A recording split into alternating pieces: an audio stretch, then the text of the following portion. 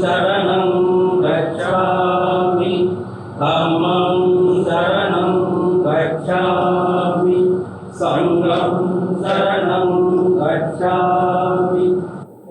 बहुजन हिताय संघाची जी काही उद्दिष्ट आहेत त्या उद्दिष्टाबद्दल मी सविस्तर न सांगता थोडक्यात त्याचा उच्चार करतो आहे। धम्मप्रसार, शिक्षण KG to PG, स्वयंरोजगार, महिला सक्षमीकरण आणि संडे स्कूल ही आपली उद्दिष्ट होती आहेत। मागे वळून पाहताना आपल्या लक्षात येतील की या उद्दिष्टांपैकी आपण काहीच उद्दिष्ट काही प्रमाणात तुरळक प्रमाणात आपण साध्य करीत आहोत। म्हणजे आपल्याकडे आता म्हणजे बहुजन हिता संघाची जी काही 3-4 योजना चालू आहेत, साक्षी, सक्षम आणि साकेत। साचीमध्ये आपण लहान मुलांना नागपूरच्या बाहेरील परिसरातील गरीब मुलांना आपण शिक्षण देत आहोत। साधारणतः ॲव्हरेज 40 मुलं तिथं शिक्षण घेत आहेत आणि त्यासाठी आपल्याकडे डॉक्टर बेले मॅडम आपल्या सर्व्हिस देत आहेत। आपण त्यांना कोणताही मानधन देत नाही। नंतर शिवणकलाचे क्लासेस सुरू आहेत। त्या मॅडम खांडेकर, प्रीती खांडेकर मॅडम सक्षमचा प्रयोग म्हणजे कार्यक्रम घेत आहेत। त्यांचं वैशिष्ट्य म्हणजे ते स्वतःचे श्रम आणि स्वतःची बुद्धी खर्च करूनही बहुजन हिताय संघाला आतापर्यंत त्यांनी 1.5 ते 2 लाखपर्यंतची मदत केलेली आहे। हे स्फुरणीय कार्य त्यांनी केलेलं आहे। आता आपण आपल्या समाजाच्या सर्वांगीण विकासाविषयी आपण काय करतो आहोत, काय केलं पाहिजे यासंबंधी थोडक्यात थोडी माहिती देतो आहे। धम्माच्या बाबतीत आपल्याला माहिती असेल की आपण किती पुढे गेलेलो आहोत, किती मागे आलेलो आहोत। विशेष म्हणजे अलीकडे धम्माच्या बाबतीमध्ये काही वेगळ्या बाबी आपल्या लक्षात येत आहेत।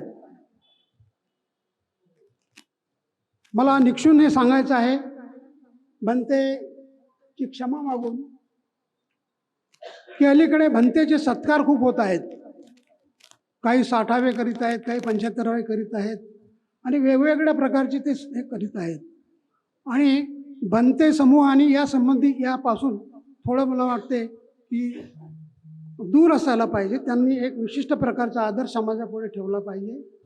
जगत विख्यात भिक्खू धम्मदूत, श्रद्धेय, वंदनीय पूज्य भदंत संघरत्न मानकेजी, अध्यक्ष पय्यामत्ता संघ भारत। पूज्य भदंत संघरत्न मानकेजी का जन्म 3 जनवरी 1962 को नागलोक के नागपुर नगरी में हुआ। पूजनीय पिता सच्चिदानंद और माता सीताबाई यह बौद्ध धर्म के विचारों से चलते हुए अपने एकलौते एक पुत्र को 9 साल के उम्र में भंते जी को जापान भेजा। जापान में प्राथमिक, माध्यमिक तथा महाविद्यालय अवगत करके बौद्ध धर्म की भी शिक्षा पूरी की। भंते जी पूरी शिक्षा और धम्म शिक्षा कर भारत लौटे। 1982 साल में तब पहला काम बौद्ध धर्म के प्रचार प्रसार हेतु भंडारा जिले के पवनी तालुका के रुयाल गांव में महासमाधि भूमि का निर्माण किया। पय्यामत्ता संघ के माध्यम से 1991 में बाल सदन और वाचनालय का भी निर्माण किया। ये पवनी में आसपास के गरीब बच्चों को मुफ्त में पढ़ाना, ट्यूशन क्लास लगा देना इत्यादि कार्य करते रहे। 2007 में महासमाधि महाविहार का निर्माण कार्य पूरा हुआ। भारतीय बौद्ध अनुयायियों के लिए एक श्रद्धा स्थल के रूप में ये लौकिक स्थान रहा। छत्तीसगढ़ के डोंगरगढ़ पहाड़ पर प्रज्ञागिरी बौद्ध विहार में बहुत बड़ी भव्य प्रतिमा का भी निर्माण किया। विविध क्षेत्र के बच्चों को अच्छी शिक्षा मिले, इसलिए नागपुर के सुगत नगर में साकीताना स्कूल का निर्माण किया। गढ़चिरौली जैसे नक्सलग्रस्त विभाग जैसा कि गढ़चिरौली, भामरागढ़, सिरोंचा, एटापल्ली ऐसे जगह में रहने वालों के लिए मोबाइल वैन वहाँ तक आरोग्य सेवा प्रदान करने का भी काम कर रहे हैं। आज हम यहाँ सभी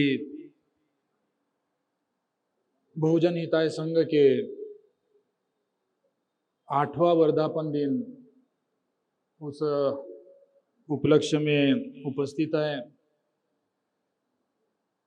उपस्थित ये शब्द इस्तेमाल करने से वो शब्द अच्छा होगा कि हम सब बहुजन हिताय संघ ने जो 8 साल का प्रवास किया, हम सभी उसके गवाह हैं। मैं 8 साल तो नहीं बोलूँगा, लेकिन बहुजन हिताय संघ जो 8 साल के बीच में अपना कार्य करते आ रहे हैं, धम्म या फिर समाज के प्रति जो अपना कर्तव्य ईमानदारी से निभाते आ रहे हैं, मैं भी उसका एक गवाह हूँ। 8 साल में से कई वर्ष, कई बार मैं या तो कभी इंडिविजुअल या तो कभी जापानी मेहमान को लेकर ट्रांसलेटर के तौर पर आपके सामने आया और बहुजन हिताय संघ का जो कार्य है, वो कार्य किस तरह चल रहा है, कैसे चल रहा है, मंशा क्या है, ये किसी के सुनाई नहीं, अपने नज़र से, अपने बुद्धि से परखा। आदमी 1 बार, 2 बार, 5, 10 बार जो कार्य करता है, वो कार्य कोई अपने हॉबी के तौर पर करता है, कोई मनोरंजन के तौर पर करता है, या कोई और मंशा लेकर करता है। लेकिन 8 साल, अभी मुन्ने जी ने भी कहा कि more than 300 बार जो सैटरडे के दिन वर्ग चल रहा है, वो मामूली बात नहीं है। आपने जो समाज के प्रति अपना कर्तव्य समझा, समाज के बीच में, समाज के माध्यम से जो बोधिसत्व बाबा साहब अम्बेडकर ने हमें एक मार्ग दिया, या हमारे कंधे के ऊपर में जिम्मेदारी दिया, उस मार्ग से चलते, उस जिम्मेदारी को निभाने के लिए डॉक्टर शंकर जी खोबरागड़े और आपके टीम बहुजन हिताय संघ जो कार्य कर रही है, वो साधुवाद की प्राप्ति है। साधुवाद के साथों साथ एक आशा अपेक्षा भी रखते हैं कि 8 साल के बीच में जो आपके माध्यम से कार्य हुआ, वो कार्य आगे और भी बढ़ते रहे। इस संस्था के माध्यम से बहुजन हिताय, बहुजन सुखाय ये कार्य होते रहे, यही अपेक्षा भी करते हैं। आज मैं आपके इस बहुजन हिताय संघ का प्रशंसा के साथ में, ये प्रशंसा नहीं है, ये हकीकत है। साथ ही यहाँ मंच पर उपस्थित हमारे मित्र मंडली को धन्यवाद देना चाहता हूँ। डॉक्टर खोबरागढ़ी जी से मुलाकात होने के पहले थोड़ा सा सर दर्द हो गया या नाक से पानी भी बहना चालू हो गया, तो जापान की याद आती थी। आज जापान जाऊं, कल जापान जाऊं, अभी जापान जाऊं, क्योंकि मेरा आना जाना चलते ही रहता है। लेकिन अभी बड़ा कोई बीमार भी हो गया तो जापान की याद नहीं आती है। आधे रात को डॉक्टर खोबरागढ़ी को फोन करने से एक फोन में मिलने के पहले ही आधी बीमारी खत्म हो जाती है, क्योंकि उनके ऊपर जो वैद्यकीय भरोसा है, एक बिलीव है, वो बिलीव के कारण एक फोन ही आधा बीमारी को खत्म कर देता है। नहीं तो जहाँ जापान जाने के लिए 24 घंटा लगाकर जापान जाओ, वहाँ फिर डॉक्टर का अपॉइंटमेंट ले 2 दिन लगता था, 20 मिनट में सब समाप्त हो जाता है। इसलिए आपको व्यक्तिगत भी धन्यवाद देना चाहता हूँ, वो इसलिए कि आगे भी इसी तरह हमारी सेवा होते रहे। आज मुझे एक बहुत बड़ा विषय दिया गया है, शायद मैं उस विषय पर न्याय नहीं दे पाऊंगा, क्योंकि एक तो बोलने में कच्चा हूं, बोली बोलो या बोलना बोलो, इसमें बहुत कच्चा हूं। कोई ये भी बोलते हैं कि बंते जी का कमांड भाषा के ऊपर नहीं होता है। मैं अपने ऊपर कमांड बहुत रखता हूं, लेकिन लैंग्वेज के ऊपर बहुत कमांड कम है कि लैंग्वेज बराबर आता नहीं। जापानी भाषा बोले तो मैं कमांड क्या, लोगों को, जापानी आदमी को जापानी सिखाता हूं, लेकिन हिंदी मराठी के बारे में सचमुच कमांड नहीं है। तो शायद मुझे जो विषय दिया गया वो विषय के प्रति न्याय दे पाऊंगा या नहीं दे पाऊंगा, ये मैं यकीनन नहीं बोल सकता हूं। और मेरे भाषण बोलो या प्रवचन बोलो, उसमें से कोई शक शंका होगी तो बाद में आप मुझे आकर मिल लीजिए, उसका मैं समाधान जरूर कर सकता हूं।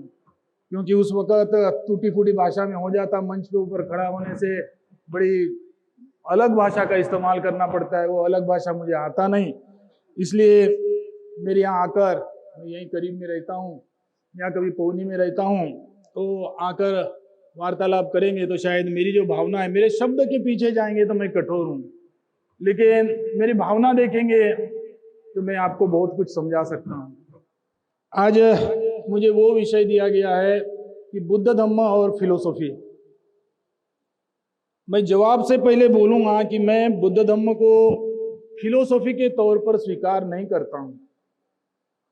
अभी कामड़े जी ने, जो सदियों से मैं साथ में रह रहा हूँ, जो मेरा परिचय दिया, उनमें कुछ बात सही है, लेकिन कुछ बात उनका मेरे ऊपर जो मैत्री या स्नेह है, उसके ऊपर से एक काम को 10 काम बोल दिए। मुझे भी पता नहीं उतना काम मैं कर रहा हूँ या नहीं कर रहा हूँ। बहुत बार जापान में जाकर मेरा जो परिचय करवाते हैं तो मैं सुनते रहता हूँ, कभी कभी अपने अपने इसमें गम हो जाता हूँ, तो मुझे जगाते हैं, बंती जी आपका। मैं बोलता अभी दूसरे किसी का प्रचार कर रहे थे, दूसरे किसी का इंट्रोड्यूस कर रहे थे और मेरा नंबर कैसे लगा? तो बोलते कि आप ही का तो इंट्रोड्यूस था। मैं अपने इंट्रोड्यूस में यकीन नहीं रखता हूँ। मैं अभी जो कुछ मुझे करना है उतना ही मुझे इंटरेस्ट है, कल क्या हो गया उसके ऊपर मेरा कोई इंटरेस्ट नहीं है। इसलिए मेरा जो इंट्रोड्यूस है वो आधा सही होगा और आधा जो है वो स्नेह के कारण है, इसलिए आप उस भाषा को आधा ही समझिए। मुझे जो विषय दिया गया वो विषय फिलोसॉफी, बुद्ध धम्म और फिलोसॉफी। मैं बुद्ध धम्म को फिलोसॉफी इसलिए नहीं मानता हूं कि बुद्ध धम्म हमने जो पढ़ा, हो सकता है कि आपने जो पढ़ा वो बुद्ध धम्म अलग है। मैं 15 साल अभी भी जाना आना करके जापान और भारत का आना जाना करता हूँ, आधा यहाँ रहता हूँ, आधा जापान में रहता हूँ। तो उस माध्यम से जो बुद्ध धम्म सीखा वो बुद्ध धम्म फिलोसॉफी नहीं होती है। अभी जो मेरा परिचय करवा दिया, मैंने शायद अपने जीवन में बुद्ध धम्म को फिलोसॉफी के रूप में स्वीकार किया होता तो शायद आज यहाँ नहीं, मैं जापान में बैठा होता। क्योंकि फिलोसॉफी पढ़ने के लिए, फिलोसॉफी को स्वीकार करने के लिए कॉलेज जो होता है, यूनिवर्सिटी होती है, वहाँ जो अध्ययन होता है वो सफिशिएंट होता है। और हमने उतना तो किया, उतना किया तो उसके आगे का जो जीवन है, बुद्ध धम्म को फिलोसॉफी के तौर पर स्वीकार किया होता तो शायद भारत आने का योग नहीं हुआ रहता, शायद जापान में बस गया रहता। और मुझे जापान में बसने के लिए, जापान में रहने के लिए कोई बड़ी बात नहीं थी, मैं एक प्रकार का जापानी हो गया था। लेकिन हमने बुद्ध धम्म को फिलोसॉफी के तौर पर नहीं, बुद्ध धम्म को एक आचरण के तौर पर स्वीकार किया। इसलिए आज मैं यहाँ जो भी कुछ परिस्थिति है, जापान आना जाना तो करता हूँ, लेकिन यहाँ जो कार्य हो रहा है वो उसका सबसे बड़ा कारण है कि मैंने मतलब हमारे गुरु परंपरा से जो चलते आ रहा है बुद्ध धम्म, ये फिलोसॉफी नहीं, ये आचरण है, उस तौर पर हमने स्वीकार किया। इसलिए आज महियामित्ता संघ जो कार्य कर रही है वो कार्य उस आचरण के माध्यम से हो रहा है।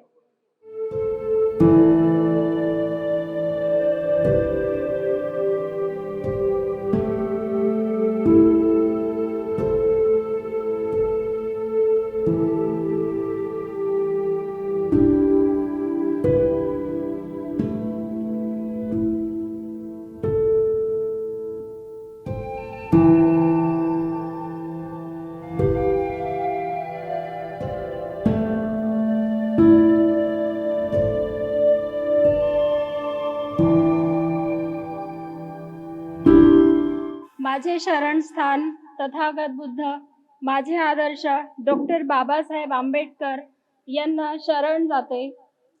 On the dais, off the dais सर्वांना मैत्रीपूर्ण जय भीम। मी प्रीती खांडेकर। सक्षम प्रोजेक्ट ही जबाबदारी माझ्यावरती डॉक्टर शंकर खोब्रागडे सरांनी दिलेली होती आणि ती मी पार पाडण्याचा प्रयत्न करते आहे। मी त्यामध्ये परिपूर्ण आहे असं मी म्हणू शकत नाही, but first of all I would like to thanks and I would like to express my gratitude towards doctor Shankar Khobragade sir कि उन्होंने मुझे इस काबिल समझा कि मैं स्लम एरियाज में जाके किसी के लिए कुछ काम कर सकती हूँ। Constitution of India Article 19 gives us the right to express of freedom and assemble peaceably without arms। लेकिन अगर हम एक साथ संगठित होकर कुछ कहना चाहते हैं, कुछ लोगों को बुरा लगता है। एक्सप्रेशन ऑफ फ्रीडम अगर कॉन्स्टिट्यूशन ने हमें दिया है, हम एक्सप्रेस कर सकते हैं तो एक्सप्रेस करने दिया जाना चाहिए। लेकिन इसका मतलब ये नहीं होता है कि अगर 8 साल से जो संस्था स्टेप बाय स्टेप इतना आगे बढ़ चुकी है कि सक्षम के माध्यम से मैं मेरा बताना चाहूँगी, 3 बैचेस सक्षम की 2020 से चली है, अभी तीसरी बैच चल रही है। फर्स्ट बैच की 3 जो महिलाएं थी कर्ज में डूबी थी, डॉक्टर खोब्रागडे सर की वजह से सक्षम चलाया जा सका है। और एक प्रगति गजभे नाम की महिला थी, बंगले के काम पे जाती थी, 1.5 लाख कर्जा था सर की वजह से सक्षम चला पाए। और सक्षम की वजह से उन लोगों को जो फ्री ट्रेनिंग क्लासेस दी गई और उनको जो काम दिया गया, 1.5 लाख का कर्जा उस महिला ने 6 महीने में फ्री किया आणि ती कर्जमुक्त आहे आज। एक सुप्रिया नावाची मुलगी, तिचे 65,000 कर्ज होतं, सक्षममुळे त्या मुलीनी 65,000चं कर्ज होतं तिच्यावरती, ती आज कर्जमुक्त आहे। 40,000 एका महिलावरती कर्ज होतं, ती आज कर्जमुक्त आहे। त्या महिला आपल्या मुलांना एक चांगलं जीवन देऊ शकतात। एक प्रगती गाठलेली आहे, निश्चितच गाठलेली आहे। तर आपण कुठेही टीका करत असताना आपण काय गाठलेलं आहे, कुठलं शिखर आपण गाठलेलं आहे, त्याची आपण अकाउंटेबिलिटी ठेवायला पाहिजे। फक्त टीका करणं म्हणजे संघटित होऊन येऊन बोलणं, आय एम सॉरी, हे बरोबर नाही, मला तरी असं वाटतं। And once again I am so much thankful to doctor Khobragade. आमचा साकेत प्रोजेक्ट 1/8/2021ला भयंकर कोरोनाच्या ह्याच्यामध्ये लोक मरत होते, बाहेर निघता येत नव्हतं. अशामध्ये गरिबा लोकांची किती हाल अपेष्टा झाल्या, किती हाल झाले. त्यावेळेस आमच्या संघाच्या लोकांनी मीटिंग घेऊन काही पैसे गोळा केले आणि धान्य किट वाटलं गरीब लोकांना. घरी जाऊ त्यांच्या दिलं आम्ही.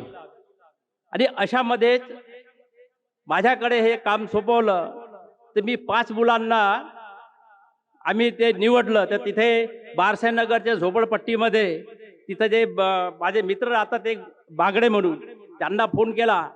बारसेनगर आमची गरीबातले गरीब जे 5 मुलं असतील ते आम्हाला सांगा म्हणून. त्यांनी मला फोन करून बोलावलं आणि मी आणि बीबी कांबळे साहेब तसेच मोटगरे साहेब आम्ही 3 जण तिथं जाऊन त्या मुलांना भेटलो, त्यांच्या आईवडिलांना भेटलो, पालकांना भेटलो. त्यांची परिस्थिती इतकी गंभीर होती, जितकी हलाखीची परिस्थिती होती की त्यांच्या खाण्याचेही वांदे होते. त्यांना आम्ही किट दिलं, धान्य किट. आणि त्यांच्या मुलाविषयी विचारल्यानंतर त्यांना माहीत पडलं आम्हाला की हे शाळेत जाऊन नाही राहिले. म्हणजे कोरोना संपत आला होता त्यावेळीची गोष्ट. पण त्यांचे ते 2 वर्षाची ॲडमिशनची फी भरली नव्हती. आम्ही त्या शाळेमध्ये गेलो आणि तिथे जाऊन विचारलं तर 15,000 रुपये एका मुलावर काढले. मग आम्ही सांगितलं त्यांना की यांचे पैसे आम्ही देतो, पण आम्हाला तुम्ही काही कन्सेशन द्या. तर आम्ही दोघांची 5,000 रुपये दिले आणि ते 15,000 जे होते ते माफ केले त्यांनी. अशा प्रकारचं दरवर्षी आम्ही ते त्यांचे ॲडमिशन करून देतो. बाकीचे 3 मुलं जे होते ते दुसऱ्या शाळेत शिकत होते, तिथे जाऊन आम्ही त्यांना सर्व विचारलं आणि विचारून त्यांना स्टेशनरी असं काही जे लागत होतं अशा वस्तू त्यांना आम्ही दिल्या आणि हे आम्ही नेहमी करत राहू. आजच्या कार्यक्रमाचे प्रमुख अतिथी आपण उपस्थित सर्व मान्यवरांना माझ्या सस्ने जय भीम. आज या ठिकाणी अतिथी रूपाने डॉक्टर सुखदेव थोरात विराजमान झालेले आहेत. त्यांचे एज्युकेशन फार मोठं आहे. जवळपास त्यांनी MA, PhD, MPhil आणि DLiT, LLD अशा त्यांनी मोठ्या पदव्या, शैक्षणिक पदव्या त्यांनी ग्रहण केलेल्या आहेत. तसेच अनेक विषयावर त्यांनी पेपर पब्लिश केलेले आहेत. जवळपास 100च्या वर्षी त्यांचे पेपर्स पब्लिश झालेले आहेत. त्यांनी अनेक केंद्रीय आणि राज्य सरकारच्या जे काही कमिटी आहेत त्या कमिट्यावर त्यांनी पद भूषविलेलं आहे. जसं अनेक अकॅडमिक कमिटीमध्ये, एक्सपर्ट कमिटीमध्ये ते राहिलेले आहेत आणि अध्यक्ष किंवा सदस्य म्हणून त्यांनी केंद्रीय आणि राज्य सरकारच्या अनेक कमिट्यामध्ये त्यांनी भूषविलेला आहे. बाबासाहेबांचा जो सहभाग आहे दलितांच्या उत्थानाकरता आणि इतर वर्गाच्या उत्थानाकरता तो किती मोठा आहे याची आपल्याला जाणीव आहे. त्याचबरोबर घटना बनवण्यामध्ये जो बाबासाहेबांचा सहभाग आहे, जे घटनाकार म्हणून त्यांना आपण मानतो, त्या गोष्टी बाबासाहेबांविषयी आपल्याला माहीत आहेत आणि अजूनही इतर गोष्टी ज्या आहे त्याविषयीचा आपण उल्लेख करतो. परंतु मला असं वाटते, जेव्हा मी बाबासाहेबांच्या जीवनावर अभ्यास करण्याचा प्रयत्न केला त्याच्यातून आपल्याला असं दिसतं की बाबासाहेबांचा सहभाग, बाबासाहेबांचं कॉन्ट्रीब्युशन ही राष्ट्राची उभारणी करण्याकरता असलेला आपल्याला दिसतो. बाबासाहेब राजकीय क्षेत्रामध्ये किंवा सामाजिक क्षेत्रामध्ये 1920ला आले. UK वरून परत आल्यानंतर साधारणतः 1920 पासून त्यांनी कामाला सुरुवात केली. बहिष्कृत हितकांनी सभा स्थापन केली, मुकना एक पेपर सुरू केलं. कॉलेजमध्ये, सिडनॅम कॉलेजमध्ये नोकरी करत असताना ह्या त्यांनी ॲक्टिव्हिटी केल्या आणि साधारणतः 1920 पासून तर थेट 1956 पर्यंत, ऑक्टोबर 1956 इथे कन्व्हर्जन होईपर्यंत त्यांनी सारखा राजकीय, सामाजिक आणि परिवर्तनाचं काम केलेलं आहे.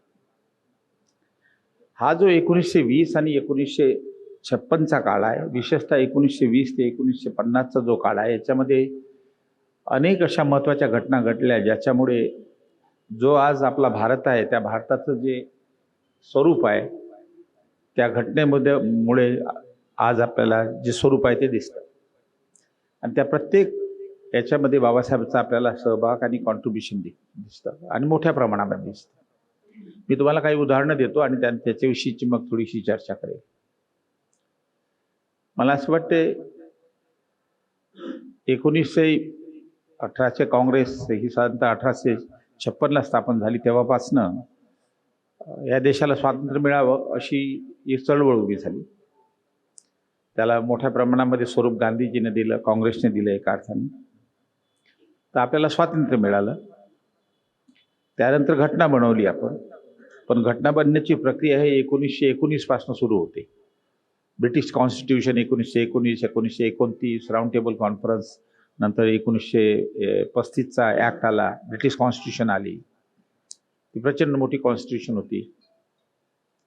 त्यानंतर आपण आपली कॉन्स्टिट्यूशन बनवली. त्याच काळामध्ये ह्या काळामध्ये मायनॉरिटीचा प्रश्न फार महत्त्वाचा होता. अस्पृश्य म्हणून ॲज अ मायनॉरिटी ग्रुप, पण त्याचबरोबर धार्मिक मायनॉरिटी ग्रुप होते, मुस्लिम होते, पारशी होते, ख्रिश्चन होते, त्यांचा प्रश्न होता. त्यांच्याकरता रिझर्वेशन सुद्धा लागू झालं होतं आणि त्याचा फायनली रिझल्ट पाकिस्तान बनण्यामध्ये झाला. तर पाकिस्तानचा इश्यू आणि मायनॉरिटीचा इश्यू हा सुद्धा फार महत्त्वाचा होता आणि त्याच्यामध्ये अनेक लोकांनी कॉन्ट्रीब्युशन केलं. स्टेट रिऑर्गनायझेशन झाली. आज जे राज्य आहेत, एक भाषा एक राज्य, ही जी संकल्पना आहे ही येऊन आपण प्रथम 17 राज्य केले. आज जवळजवळ 30 राज्य आहेत. महिलांचा प्रश्न महत्त्वाचा होता. इकॉनॉमिक डेव्हलपमेंट अँड प्लॅनिंग आपण 1950ला प्लॅनिंग सुरू केली, पंचवार्षिक योजना. आता ती बंद करण्याच्या बंदच झालेली आहे जवळजवळ. त्याच्या अगोदर रिकन्स्ट्रक्शन प्लॅन आणि रिहॅबिलिटेशन प्लॅन सुद्धा बनला होता.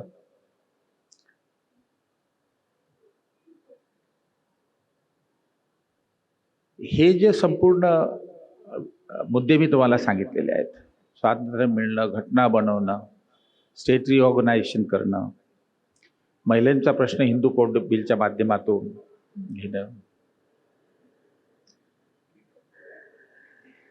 हे जे संपूर्ण राष्ट्रीय प्रश्न आहेत, त्या सर्व राष्ट्रीय प्रश्नावर आपल्याला बाबासाहेबांनी कॉन्ट्रीब्यूट केलेलं दिसते. मी दलितांचा उल्लेख नाही केला अजून. जे दलितांकरता मोठी चळवळ उभी केली त्यांनी, त्याच्याविषयीचा उल्लेख अजून केला नाही. What Congress and Gandhi have done to untouchable हे जर पुस्तक पाहिलं तर त्या पुस्तकामध्ये त्यांनी स्पष्ट असा पॅरेग्राफच आहे की मी स्वातंत्र्याच्या विरोधात आहे की सपोर्टमध्ये आहे. तर ते स्वातंत्र्याच्या सपोर्टमध्ये होते, भूमिका घेतल्यात, ठामपणे भूमिका घेतल्यात. परंतु स्वातंत्र्याची जी कल्पना आहे ती कल्पना काँग्रेसची आणि बाबासाहेबांची याच्यामध्ये मतभेद होते. त्यांचं असं म्हणणं आहे की स्वातंत्र्य म्हणजे काय, स्वातंत्र्य मिळणं म्हणजे ब्रिटिशापासून मुक्ती होणं म्हणजे काय की अधिकार मिळणं, जे सिटिझनशिप राईट असतात, स्वातंत्र्य इंडिव्हिज्युअल फ्रीडम असतं, हे मिळणं, नॉर्मल ह्युमन बिईंगला जे राईट असतात ते मिळणं. जर स्वातंत्र्य मिळाल्यानंतर जर हे सरकार हिंदूंच्या हाती जात असेल, ब्राह्मणिकल आयडिओलॉजीच्या हाती जात असेल, तर जी आमची आज स्थिती आहे तीच नंतरही राहील. म्हणून त्यांचा आग्रह एवढाच होता, जास्त आग्रह नव्हता, की स्वातंत्र्य देण्यापूर्वी आम्हाला गॅरंटी द्या की आम्हाला सुद्धा तेच अधिकार भेटतील. म्हणून मग त्यांनी तेथेच मागणी करायला सुरुवात केली की आम्हाला साऊथ बेरो कमिशनमध्ये 1919ला आणि कॉन्स्टिट्यूशन राऊंड टेबल कॉन्फरन्समध्ये त्यांनी भलं मोठं मेमोरंडम लिहिलं, जे सायमन कमिशनच्या मेमोरंडमच्या आधारावर होतं. तर त्याच्यामध्ये त्यांनी हेच मागणी केली की आम्हाला समान अधिकार असले पाहिजेत. समान अधिकार जर आमचे हिरावून घेतले तर त्याला क्राईम म्हटलं पाहिजे आणि त्याच्याविरुद्ध पनिशमेंट असली पाहिजे, लिगल सोल्युशन. आणि त्याचबरोबर आमचं ॲडमिनिस्ट्रेशनमधून भेदभाव होतो म्हणून मिलिटरीमध्ये एंट्री नव्हती त्यावेळेस. 1932ला काढून घेतली होती. मिलिटरीमध्ये, ॲडमिनिस्ट्रेशनमध्ये, पोलीसमध्ये, सरकारी नोकऱ्यामध्ये आम्हाला सहभाग असावा, रिझर्वेशनची मागणी केली. शिक्षणाचे अधिकार आम्हाला नाकारल्यात गेलेत म्हणून आम्हाला शिक्षणाकरता आर्थिक सहाय्य द्यावं.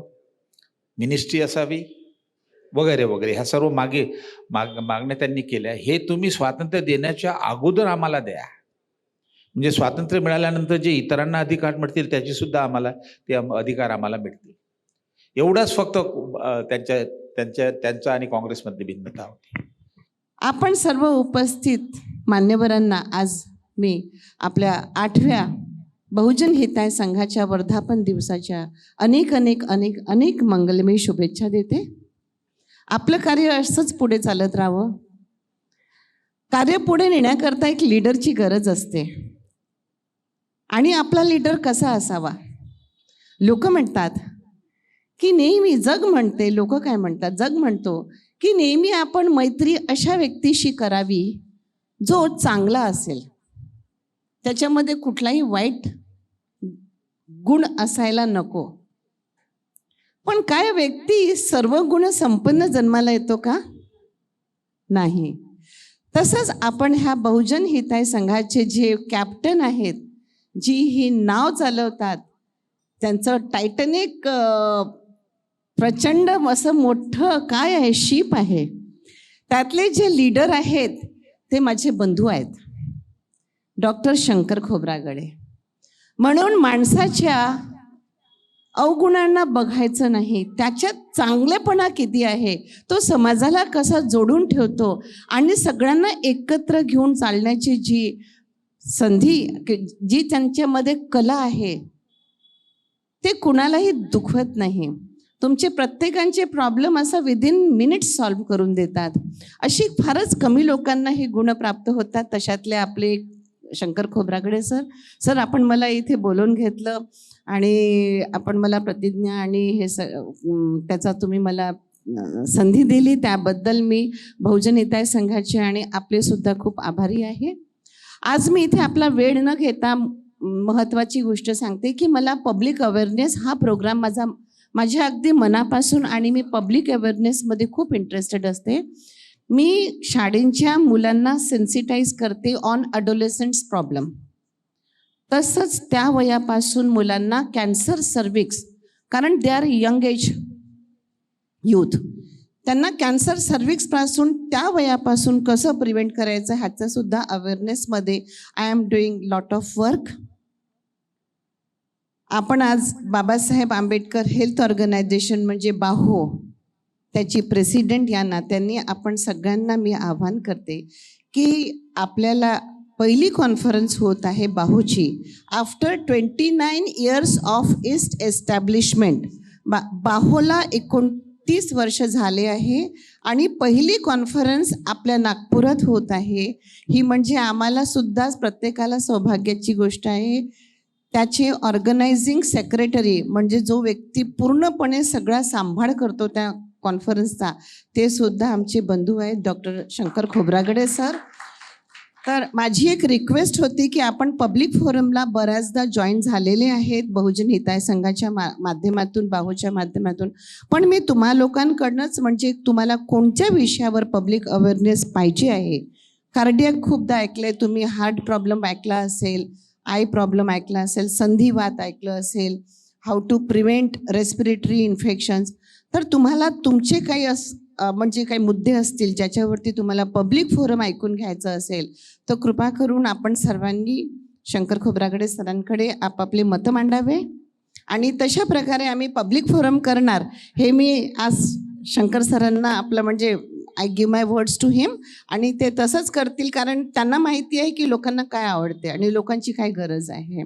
या बहुजन हिताय संघाची जबाबदारी नागपूर शहरातल्या कोणत्या व्यक्तीला द्यावी असा जेव्हा विचार आला त्यावेळेस प्रामुख्याने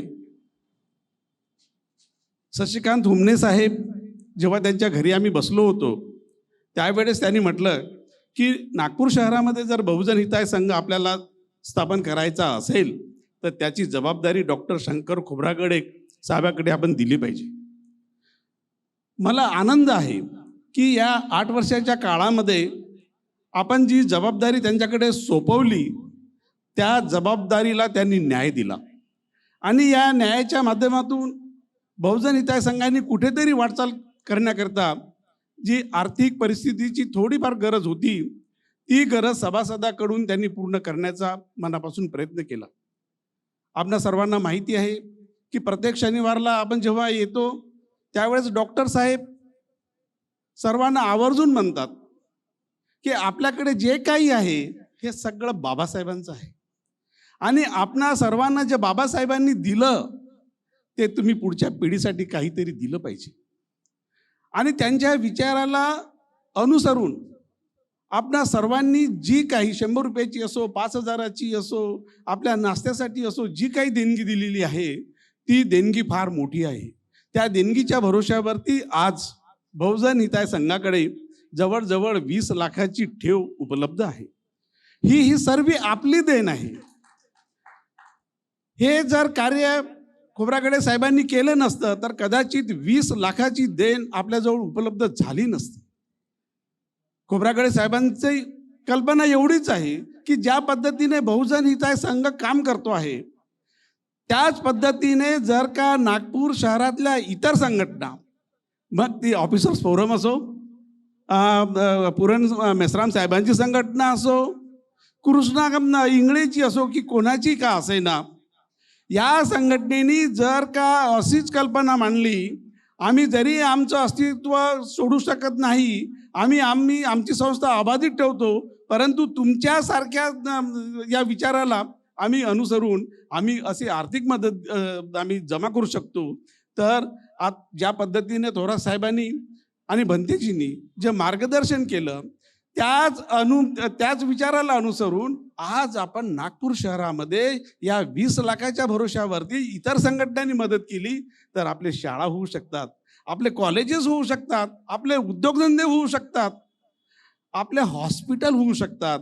जनतासारखं हॉस्पिटल झिरपटक्यामध्ये आहे आणि आज 70 वर्षामध्ये आज आपण 70 वर्षामध्ये जी हजारो वर्षाची कमाई केली ती आपण फक्त 70 वर्षामध्ये केलेली आहे. ज्या समाजाला खायला मिळत नव्हतं त्या समाजांचं आज पोट भरून वाया जाते आहे. एवढी कमाई आपल्याजवळ आहे. मी असं म्हणणार नाही. आज हुमने साहेब थोडेसे नाराज म्हणजे थोडेसे हे असतात की आपण योग्य दिशेने वाटचाल करू शकलो नाही, करत नाही, परंतु मला अभिमान आहे की आज भारतामध्ये आपल्यासारखी जमात इतर समाजामध्ये आढळतच नाही.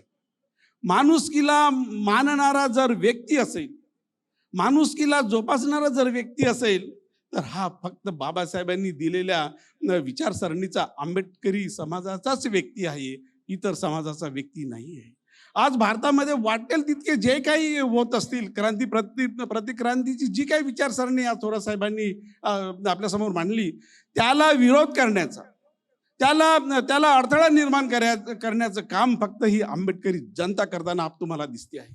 आजच आपल्या मागच्याच महिन्यामध्ये नागपूर शहरामध्ये जे डॉक्टर बाबासाहेब आंबेडकरांचं आंबेडकर सांस्कृतिक भवन पाडलं गेलं त्याला विरोध करण्याची किमया या नागपूर शहराच्या महिलांनी आणि पुरुषांनी केलेली आपण बघितली नाही का?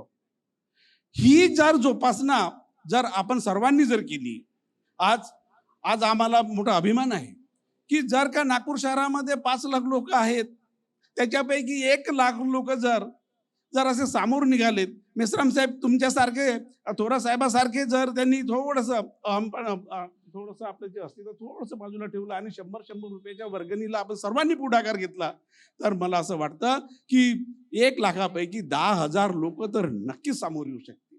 जेव्हा वेगवेगळ्या संघटनेच्या माध्यमातून नागपूरमध्ये आरक्षणासाठी आम्ही ॲजिटेशन्स करत होतो त्यावेळेस आमच्या सोबत त्यांनी काम केलं हिरिरीनं. नंतर ते विद्यापीठामध्ये वेगवेगळ्या पदावर विराजमान झालेत आणि शेवटी कुलसचिव म्हणून रिटायर झालेत.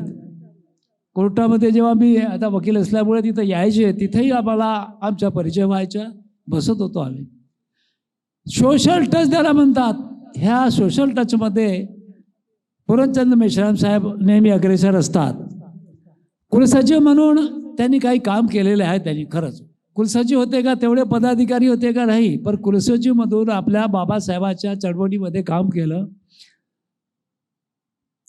आंतरराष्ट्रीय बौद्ध अध्ययन केंद्राची स्थापना त्यावेळेस त्याने केली आणि त्याच्यासाठी त्यांनी वास्तू उभारण्याचा प्रयत्न केला.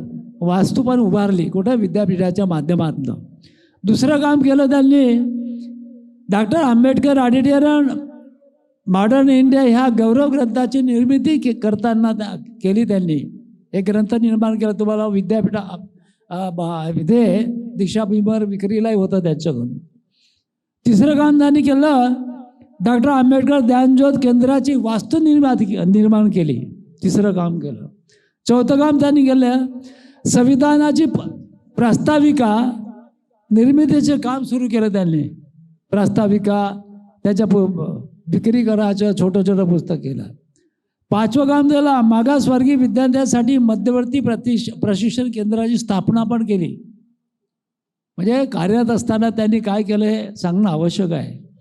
सहावं काम केलं, मागासवर्गीयांच्या हितासाठी मार्गदर्शिका म्हणून दरवर्षी ते एक पुस्तिका काढतात आणि ह्या पुस्तिका जनरली दीक्षाभूमीच्या वेळेस विक्रीलाही ठेवतात, प्रदर्शनात काही फ्रीमध्ये वाढतात. असे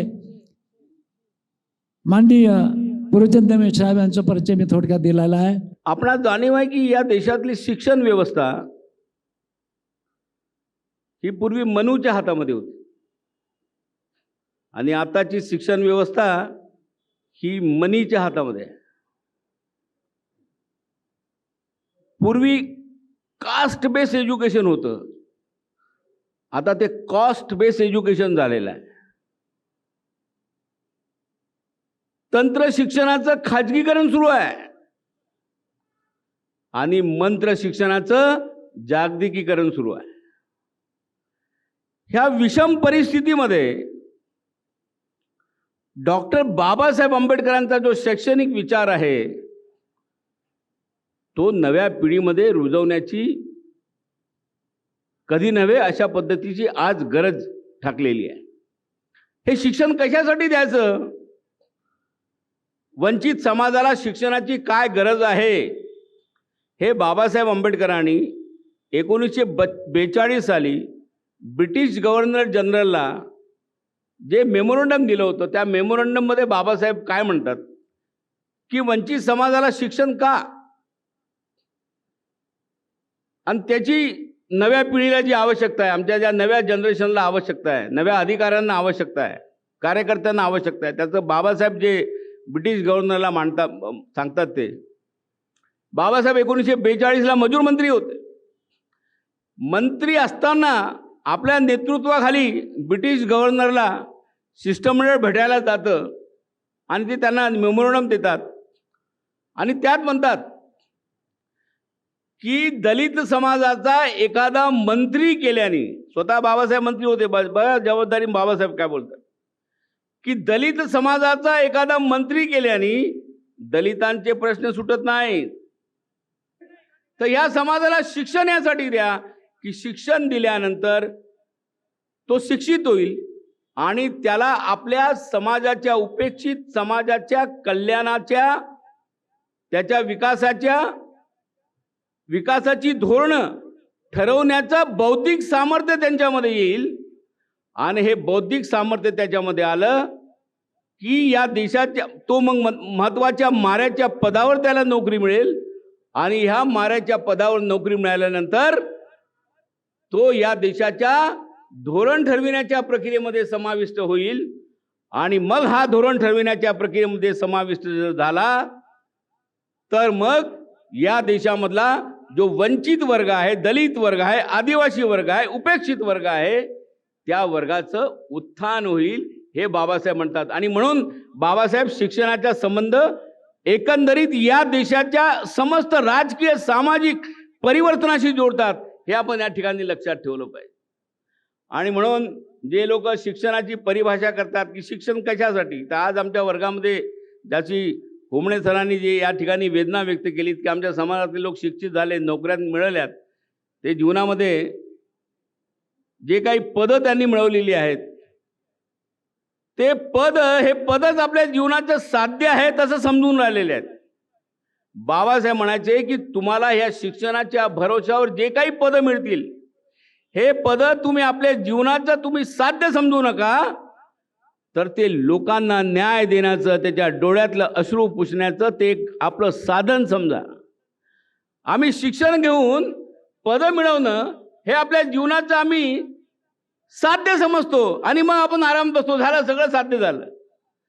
परंतु या पदाचा उपयोग समाज परिवर्तनासाठी आम्ही करून त्याला एक साधन समजलं पाहिजे, हे मात्र आम्ही समजत नाही. आणि म्हणून बाबासाहेब सिद्धार्थ महाविद्यालयामध्ये भाषण करताना म्हणतात की तुम्ही शिक्षित व्हा, शिक्षण घ्या, तुम्ही या शिक्षणाच्या भरोश्यावर मोठमोठे पदं घ्या, परंतु त्या पदांचा उपयोग जो आहे, ज्या समाजातून तुम्ही वर आलेत त्या समाजाच्या उत्थानासाठी त्या पदाचा उपयोग करा, हे बाबासाहेब तिथे म्हणतात. हे बघा, शिक्षणातून जे काही माणूस घडणार आहे त्या माणूस घडण्याच्या प्रक्रियेमध्ये बाबासाहेब हे मांडतात, हे तुम्ही आपण या ठिकाणी लक्षात ठेवलं पाहिजे. आणि त्या दृष्टिकोनातून शिक्षणाची समीक्षा करत असताना बाबासाहेब ह्या सगळ्या गोष्टी या ठिकाणी मांडत असतात. बाबासाहेब आंबेडकरांचा हा जो पैलू आहे, शिक्षण तज्ज्ञ, हा लोकांपुढे आलेला नाही आहे, किंवा इथल्या शिक्षण तज्ज्ञांनी बाबासाहेब एक एज्युकेशनिस्ट होते किंवा शिक्षण तज्ज्ञ होते असं बाबासाहेबाला प्रोजेक्ट होऊ दिलं नाही. बघा, म्हणजे कोलंबिया विद्यापीठामध्ये जे जगातलं सर्वश्रेष्ठ विद्यापीठ आहे, तिथे बाबासाहेब आंबेडकरांचा छोटासा पुतळा लावला आणि त्या कोलंबिया विद्यापीठाने बाबासाहेबांना सर्टिफाईड केलं की doctor Ambedkar is symbol of knowledge, हे विद्येचं प्रतीक आहे. हे कोण सर्टिफाय करतं? तर या जगातलं सगळ्यात मोठं विद्यापीठ जे आहे हे सर्टिफाय करतं. परंतु या देशाने मात्र बाबासाहेब हे सिम्बॉल ऑफ नॉलेज आहे हा स्टॅम्प बाबासाहेबांवर लागू दिला नाही, हे तुम्ही आम्ही लक्षात ठेवलं पाहिजे. आणि म्हणून बाबासाहेब आंबेडकर अर्थशास्त्रज्ञ, बाबासाहेब आंबेडकर कायदेशास्त्रज्ञ, बाबासाहेब आंबेडकर समाजशास्त्रज्ञ, पण बाबासाहेब आंबेडकर शिक्षण तज्ज्ञ हे मात्र त्यांनी लोकांपुढे येऊ दिलं नाही, हे आपण लक्षात ठेवलं पाहिजे. आणि म्हणून डॉक्टर बाबासाहेब आंबेडकरांची शिक्षण तज्ज्ञ म्हणून जी काही प्रतिमा आहे ती आता लोकांपुढे उभं करण्याची आवश्यकता यासाठी आहे की जी काही नवीन पिढी येते, नवीन विद्यार्थी येतात, त्या विद्यार्थ्यांपुढे बाबासाहेबांचा एज्युकेशनल थॉट जो आहे तो मांडण्याची आवश्यकता आहे, जेणेकरून ह्या नव्या जनरेशनला, मग ते कोणत्याही जातीचे असो, त्यांना हे लक्षात आलं पाहिजे की बाबासाहेब आंबेडकराला कोणत्या पद्धतीचं शिक्षण अभिप्रेत होतं आणि ते कोणत्या पद्धतीचं शिक्षण धोरण किंवा शैक्षणिक तत्वज्ञान हे नव्या पिढ्याला देऊ इच्छित होते, हे आपण लक्षात ठेवलं पाहिजे. आपला हा उद्देश काय असतो, कोणताही आपण जेव्हा कार्यक्रम करतो, व्हॉट इज द पर्पज, तुम्ही मला विचाराल की आपण का सेलिब्रेशन करायला पाहिजे, why we should celebrate, because we want to get united.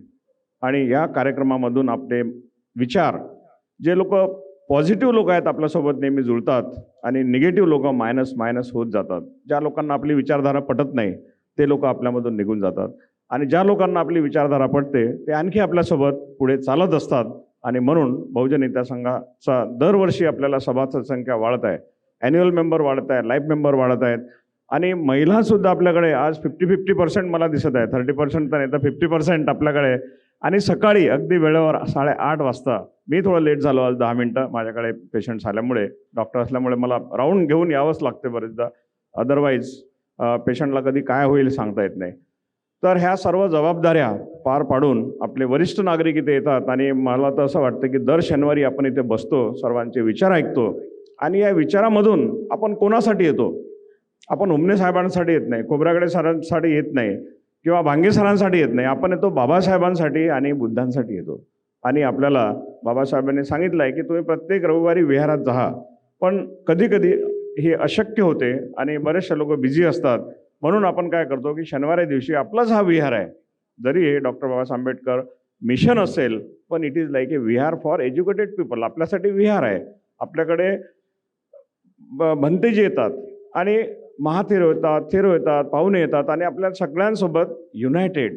आणि इथे विचारधारा, आपल्याकडे जे ज्ञान आहे ते इतरांना आपण वाटत असतो आणि या ज्ञानामधूनच आपल्याला बाबासाहेबांचे जे स्वप्न होतं की ह्या लोकांनी एकत्रित राहायला पाहिजे, बंधुत्वाचं कार्य करायला पाहिजे आणि धम्माचा जो प्रचार आहे, सर्वात मोठा जो आपल्याला वारसा मिळालेला आहे, आपल्याला प्रॉपर्टी मिळते आईवडिलांकडून, नाव मिळते आईवडिलांकडून, पण आपल्याला धम्म जो मिळालेला आहे तो आपल्या बाबासाहेबांकडून मिळाला आहे. आणि नागपूरच्या लोकांकडे तर फार अपेक्षा आहे. आपण जेव्हा कुठेही जातो, उत्तर प्रदेशमध्ये जातो किंवा श्रीलंकेला जातो, तर त्यांना वाटतं हे बुद्धाचे लोक आहेत आणि बुद्धाच्या लोकांनी कसं वागायला पाहिजे, जसे जापानचे लोक कसे वागतात.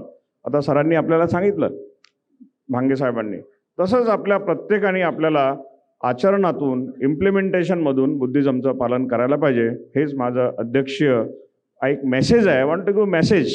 कारण ॲडवाईस खूप लोक देतात. तसं ॲडवाईसमध्ये कसं असतं, जसं फ्रान्सचा माणूस, इंग्लंडचा माणूस, स्कॉटलंडचा माणूस आणि भारतीय माणूस खरा केव्हा बोलतो? When he will speak truth. तर त्यांनी एक प्रयोग करून पाहिला. 4 देशांच्या लोकांना एकत्र आणलं आणि त्यांना थोडं ड्रिंक दिलं पिण्यासाठी, आणि 2-3 पेक पिल्यानंतर माणूस खरंच बोलतो. तो खोटं बोलत नाही. त्याला इंग्रजी बोलायला आवडते, त्याला त्याच्या मनातले सगळे विचार. आणि स्कॉटलंडचा माणूस, त्याला जास्त इंटरेस्ट दारूमध्ये, तर त्याने आणखी 2-3 पेक मारून तो, त्याचे एन्जॉयमेंट प्रत्येकाचं वेगवेगळं असते. इंग्लंडचा माणूस आपला शांत बसून पुस्तक वाचत बसला, आणि दुसऱ्या देशातले कोणी जर्मनीचे लोक आहेत ते म्युझिकमध्ये बिझी झाले. मग भारतीय माणसाचा नंबर आला. भारतीय माणसाने काय केलं? ॲडव्हाइस सुरू केलं सगळ्यांना. तर भारतीय माणूस हा सगळ्यांना ॲडव्हाइस करतो, उपदेश करतो. स्वतः काही करत नाही, पण इतरांना उपदेश करतो. तर दॅट ॲडव्हाइस आपण ऐकून घ्यायला पाहिजे. आणि if it advice is okay, go ahead. पण ॲडव्हाइस जर निगेटिव्ह असेल किंवा आणखी काही असेल तर त्याच्यावर आपण विचार करून आपल्या चुका, self audit is very very important. आता मी अध्यक्ष या नात्याने म्हणा की माझे खूप चुका असतात. Man is born for making mistakes, आणि मिस्टेक्समधून एक डिस्कवरी होते, आणि ॲक्सिडेंटल डिस्कवरी जर झाली तर that is called as serendipity. बरेचशा आमच्या मेडिकल सायन्समध्ये प्रयोग करताना एखादं असं ऑपरेशन हातात लागते, एखादी अशी औषध हातात लागते की त्याचा साईड इफेक्ट हा सुद्धा पुढे इफेक्ट म्हणून काम करतो. आजचा आपला 8वा ॲन्युअल फंक्शन डे आहे. आजच्या कार्यक्रमाचे प्रमुख अतिथी भदंत संगरत्न मानके. त्यांनी सांगितलं, शिलाचं पालन केलं तर चित्त शुद्ध होत असते. यांचे बहुजन हिताय संघातर्फे हार्दिक हार्दिक आभार. तसेच कार्यक्रमाचे पाहुणे डॉक्टर सुखदेव थोरात साहेब यांनी फारच आपल्याला मोलाचं मार्गदर्शन केलं. यांचेसुद्धा मनपूर्वक बहुजन हिताय संघातर्फे हार्दिक हार्दिक आभार व्यक्त करतो. त्याचप्रमाणे कार्यक्रमाचे पाहुणे डॉक्टर पूरण बेसराम साहेब, मागच्या वेळेला सुद्धा आपण उपस्थित होता. कार्यक्रमाला वेळ कमी मिळाला होता, आजही वेळ कमी मिळाला आहे. आपण जेवढं मार्गदर्शन आम्हाला करीत असतात तेवढं आम्हाला कमीच पडत असते. आपण सांगितलं की दलित समाजाचा मंत्री केल्याने सुद्धा समाजाचे प्रश्न सुटत नाही असे सांगितलं. यांचे बहुजन हिताय संघातर्फे हार्दिक हार्दिक आभार मानतो. अमन कांबळे साहेब येणार होते, अजूनपर्यंत पोहोचले नाही. ठीक आहे. तसेच डॉक्टर शंकर खोब्रागडे साहेब, बहुजन हिताय संघाचे अध्यक्ष. आपण ॲन्युअल फंक्शन 2 वर्ष झाला नव्हता, उत्तम प्रकारे घडवून आणलेला आहे. त्याबद्दल आपले बहुजन हिताय संघातर्फे आपले हार्दिक हार्दिक मनपूर्वक आभार. त्याचप्रमाणे शशिकांत हुमने साहेब फाउंडर मेंबर आहेत. त्यांनी ही स्थापना केली आणि त्याचंच फळ आपल्याला चाखायला मिळत आहे असं म्हणायला हरकत नाही. यांचेसुद्धा मनपूर्वक बहुजन हिताय संघातर्फे आभार मानतो. त्याचप्रमाणे ॲडव्होकेट हंसराज भांगे साहेब 20 तारखेला जपानहून आलेत. यांनी आपला सचिव रिपोर्ट सादर केलेला आहे. यांचेसुद्धा मनपूर्वक बहुजन हिताय संघातर्फे आभार मानतो. त्याचप्रमाणे डॉक्टर तिसरा ढेंबरे यांचेसुद्धा बहुजन हिताय संघातर्फे आभार मानतो. खरं तर आता आभार मानायचं नव्हतं, पण माझ्यानं थांबणं होत नाही म्हणून मानतो. आपले प्रकाश सोनटके साहेब, 1 मिनिट घेतो साहेब. हे दौला मेटून येतात 20 किलोमीटरहून, थंडी असो पाऊस असो उन्हाळा असो, आणि कार्यक्रमाला नित्यनेमाने येतात. आणि त्यांनी बहुजन हिताय संघाला आतापर्यंत जे दान केलेलं आहे, सर्वात जास्त दान केलेलं आहे ते 1,71,500 रुपये देणगी दिलेली आहे. हे मुद्दामून मगाशी मी राखून ठेवलेलं होतं यासाठी. तर हे दान करणारे असे प्रकाश सोनटके साहेब आहेत. खरोखर त्यांच्यासाठी एकदा पुन्हा टाळ्या होऊ द्या. आपण असा तसा कोणाला अवॉर्ड वगैरे देत नाही, सर्व कामाची पावती पाहूनच अवॉर्ड दिलेला आहे. तसेच डॉक्टर बाबासाहेब आंबेडकर मिशन हाल कार्यक्रमाकरता उपलब्ध करून दिला, त्याबद्दल पदाधिकाऱ्यांचे सर्वांचे आभार. ज्यांनी या कार्यक्रमाकरता प्रत्यक्ष अप्रत्यक्ष ज्यांनी कार्यक्रमाकरता मदत केली आहे त्यांचेसुद्धा बहुजन हिताय संघातर्फे आभार. आणि ज्यांच्याकडे ही जबाबदारी सोपवली होती, आम्हीसुद्धा पाहिली, पण ज्यांच्याकडे जबाबदारी सोपवली होती या स्टेटची मीटिंगमध्ये, ते आहेत आपले BT वाहने साहेब. यांनी आपण चांगला स्टेज सर्व व्यवस्था व्यवस्थित करून दिली. आपलेसुद्धा बहुजन हिताय संघातर्फे आपले आभार या कार्यक्रमाकरता. कारण मदत लागते, कार्यक्रम म्हटलं की मदत लागते. तर या कार्यक्रमाकरता विशेष मदत केलेल्यांची नावं सांगतो. यामध्ये आहे नंबर 1 प्रकाश सोनटके साहेब, दुसरे आहेत भीमराव मेश्राम साहेब, ॲडव्होकेट BG गेजबे साहेब, चौथ्या आहेत बबनराव मोटघरे साहेब आणि ऑफिसच्या ज्या लेडीज आहेत, आपल्या मुलगीच आहे आपली ती अंजली लांजेवार, यांच्यासाठी टाळ्या होत्या. यांनी विशेष मदत केली आहे. मी सुद्धा सोबत होतो, पण मी माझे नाव नाही सांगत, मी सुद्धा सोबत होतो. तसेच डॉक्टर शंकर खोब्रागडे साहेब यांच्या हॉस्पिटलमधील जो स्टाफ आहे यांनी सुद्धा आपल्याला मदत केलेली आहे. पाणी आणून देणं, चायची व्यवस्था, जे काही फुलं आहेत, राजकुमार यांनी जी मुलगी आहे आपली त्यांनी सुद्धा मदत केलेली आहे. त्यांचे सुद्धा बहुजन हिताय संघातर्फे मी मनपूर्वक आभार मानतो. त्याचप्रमाणे या कार्यक्रमाला आवर्जून आपली घरची कामधंदा सोडून सकाळी 9चा कार्यक्रम होता, पण 8 वाजता त्याच्या अगोदर कोणी नंतर, पण 9च्या आतमध्ये सर्व आले. आपले सुद्धा या कार्यक्रमाकरता उपस्थित राहिले, त्याबद्दल मी बहुजन हिताय संघातर्फे आपले मनपूर्वक आभार व्यक्त करतो. जनगण मन अधिनायक जय हे भारत भाग्य विधाता. पंजाब सिंध गुजरात मराठा द्राविड उच्चल वंग. विंध्य हिमाचल यमुना गंगा उच्चल जलधि तरंग. तव शुभ नामे जागे, तव शुभ आशीष मागे. गाहे तव जय गाथा, जनगण मंगलदायक जय हे भारत भाग्य विधाता. जय हे जय हे जय हे जय जय जय जय हे.